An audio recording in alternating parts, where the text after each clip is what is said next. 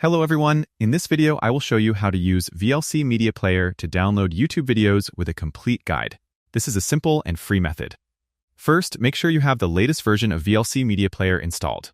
If not, download it from videolin.org. Open VLC, click on Media in the top menu, and select Convert Save.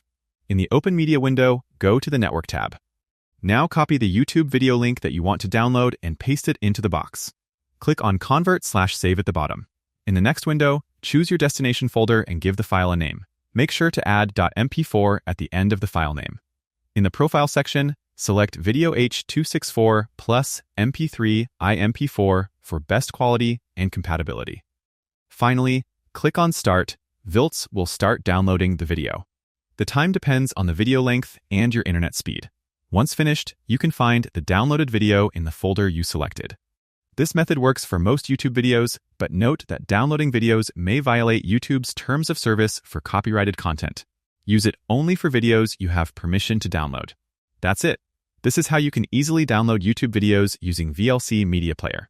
If you found this video helpful, don't forget to like and subscribe for more easy tutorials. Thanks for watching.